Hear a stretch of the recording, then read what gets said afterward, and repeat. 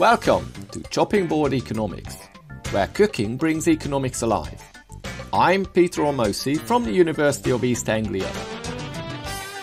Join me for an episode of Everyday Economics, explained through some of my favourite recipes.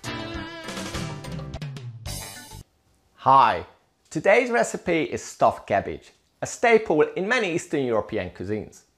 And whilst we prepare our stuffed cabbages, I'm going to tell you about food waste and some of the economics of food waste. When I was a kid, I used to hang out at my grandparents' house with my cousins. 7 or 8 of us would go and stay there for a whole week, so my nan had to find a simple way of feeding us.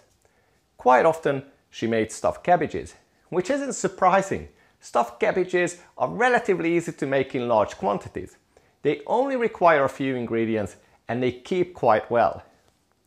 Now, despite the fact that my nan used to always make huge portions, I don't remember ever seeing her throw away food. For her generation, food waste was simply unheard of. Today, the situation couldn't be more different. Somewhere in the process of becoming wealthier, we lost the ability of being resourceful. We have access to means of food preservation that our grandparents didn't, yet we throw away incomparably more food. In 2015, an estimated 7 million tonnes of food was wasted by UK households. That means we threw away almost £13 billion worth of food. That's equivalent to binning around half the amount of food you purchase, worth almost £500 each year. Globally, the United Nations estimates that around 1.3 billion tonnes of food, or a third of all food produced, is wasted every year. Why is food waste a problem? Well, there's the obvious reason: you're throwing away something that you just paid for. But there are things beyond the obvious, and the first one's got to do with what economists call a trade-off or opportunity cost. It refers to the idea that when you do something, it implies that you're not doing something else at the same time. For example, when you use a piece of land to grow food, it means that you're not using the same land for doing something else. And when you use that land to grow food that ends up in the bin, well, it means that you're not doing something more meaningful with your land than growing food waste. I'll give you an illustration. In the UK, 43 million acres are used for producing food. That's around 2/3 of the country's land area. If households waste up to half the amount of food they buy, it would mean that up to 21.5 million acres of land is occupied for no meaningful reason other than producing food waste. That's a shocking level of squandering, even if we consider that households are not the only consumers of food. Still, it means that we're dedicating the best parts of our country to grow food waste. Imagine that there are no regulatory barriers and we manage to shift just a little bit of that land that's producing food waste to something else. For example, building houses. That would mean an increase in urban areas and a reduction of house prices. Or parks. Or simply, if we could just export this food and get money for it. But that's not the only problem with food waste. It also has severe consequences on the environment. Most of our food waste ends up on landfill sites where it rots and releases CO2 and methane. Estimates are that every year more than 3 billion tonnes of greenhouse gases are generated worldwide from food waste, making it the 3rd largest greenhouse gas polluter in the world after China and the US. Okay, so food waste is bad, but if it's so obviously bad, why do we do it? To understand that, let's look at our ingredients for our stuffed cabbages. First of all, you're going to need a cabbage. Big leaves are the best. Use green cabbage or Savoy, which is what I have here. Second, you'll need some minced meat. I'm using turkey here.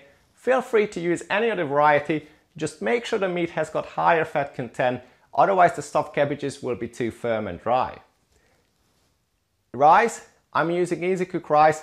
Slow cook rice might not get enough moisture in the middle of the cabbages. Dill, I use fresh dill. Again, feel free to use dried dill if that's what you have. And finally, I always like to add some finely chopped smoked gammon. Right, now we know what the ingredients are. Next question is, how much of everything do we need? And that question takes us quite nicely to our food waste problem. Why do we waste so much food?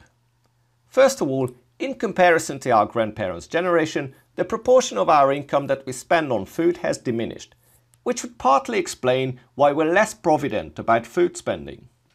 On top of this, there are two things that are making things worse, and much of it happens in the supermarket. One of the reasons people buy too much food is because they fear they'd regret not having done so in case they run out of something. Imagine that you're making stuffed cabbages for a dinner night with friends. Are you buying one cabbage or two?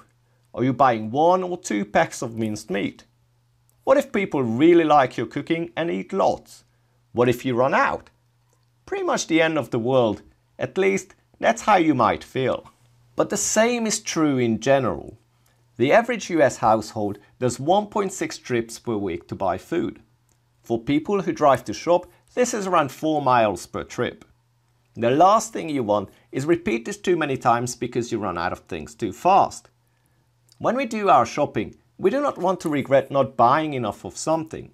Shoppers have a tendency to overestimate the probability of running out of food, and they're even more likely to overestimate how badly any of these events would affect them. So we end up buying too much. Advocates of eliminating food waste typically recommend that careful planning before shopping helps. It surely does, but imagine that you're extremely resourceful and plan each and every meal for your family for the coming week.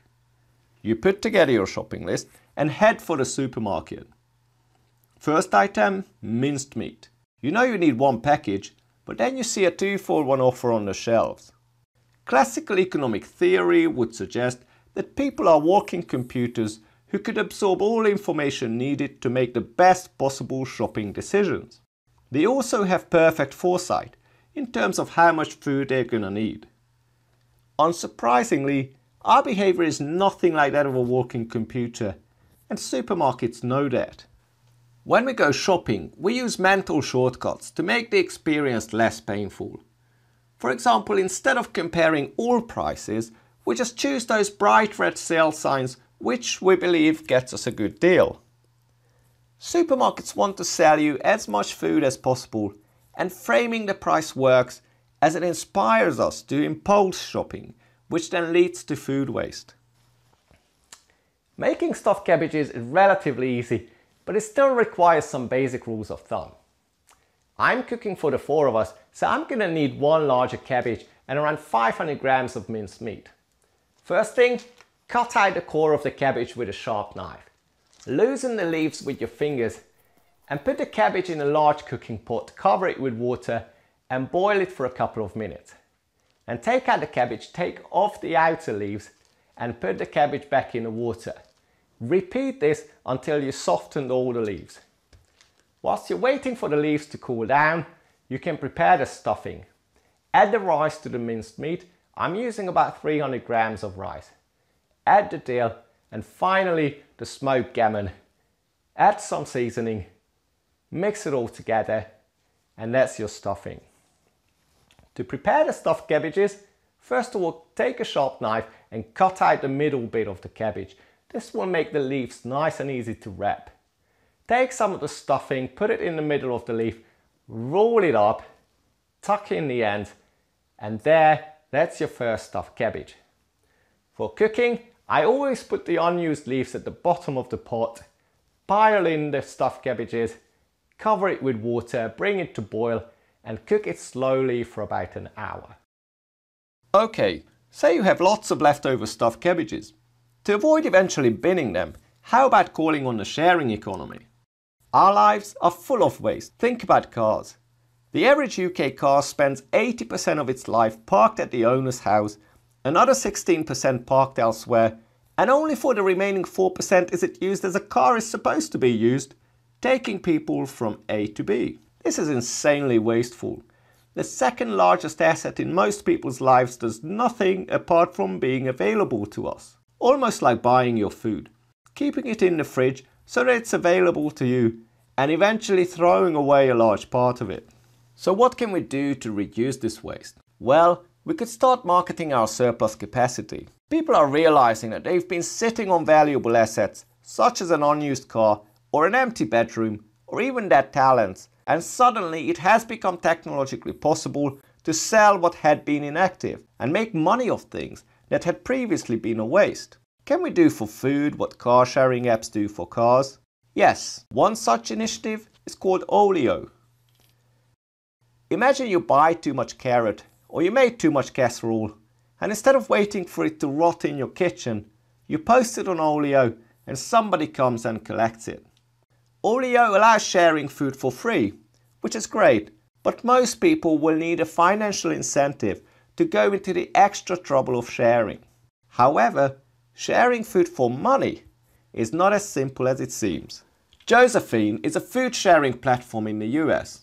Josephine's mission statement is very telling of the regulatory issues related to sharing food for money.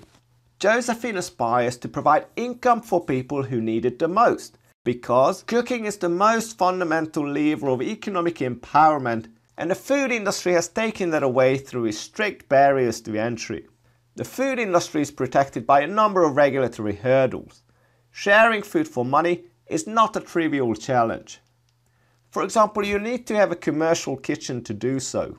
Well, it's easy to see how nobody will invest in one just to be able to share their leftover food. Many of the regulatory requirements, instead of enhancing safety, typically only act to shelter incumbent businesses from further competition and work as a barrier to entry for individual entrepreneurs. To me, it's the same old story we've seen in many other industries. Right, so the sharing economy might not completely eliminate food waste. Other solutions, behavioral solutions, might also be needed.